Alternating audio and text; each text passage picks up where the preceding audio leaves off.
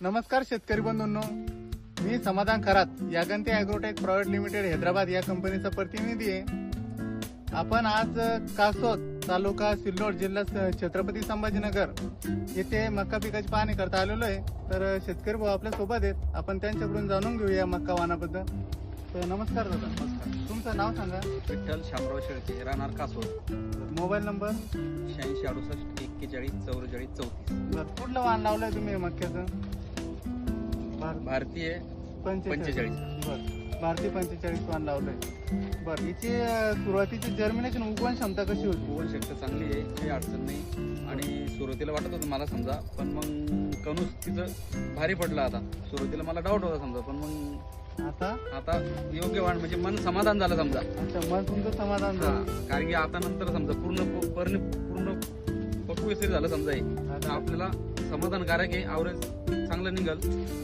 आम्हाला एक कणूस सोडून दाखवा, एक लाईव्ह हे उद्या. आपण म्हणतो की बुडापासून तर टोकापर्यंत या मक्काचा दाना या ठिकाणी भरतो. तर आपल्याला लाईव्ह मध्ये पाहता येईल किंवा खरंच बुडापासून तर टोकापर्यंत एक दाना भरतोय मक्काचा. पिवळ्या नारंगी रंगाचे दाणे. शेतकरी बंधूंनो, तुम्ही कुठलाही कणूस तरी सोडलं तर तुम्ही बघू शकता की बुडापासून तर टोकापर्यंत या ठिकाणी या मक्काचा दाना भरलेला आहे. त्याच्यानंतर याचं लेंडर दाखवा आम्हाला एकदम कसं आहे, आतमध्ये बारीक मोडून लहान लेंडूर आहे, दाना जाड आहे. लहान लेंडूर आहे, लेंडूर लहान कॅप्सूल टाईप दाना आहे.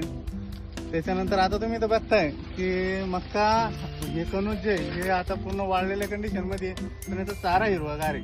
शेतकऱ्यांना याचा एक ॲडिशनल बेनिफिट होतो की हे कणूस मोडल्यानंतर ह्या चाऱ्याचा मूळ घाससाठी चांगला फायदा होतो. हा या ठिकाणी या मक्क्यामध्ये डबल बेनिफिट दिसून येतो आपल्याला. तर मग तुम्हाला काय वाटतं, मक्का कसं काय? चांगली. तुम्ही शेतकऱ्यांसाठी काय सांगाल? मक्का लागवडीसाठी लावायला पाहिजे की लावायला पाहिजे? लावायला पाहिजे. 100% लावा, मस्त आवरेज येईल तुम्हाला. धन्यवाद.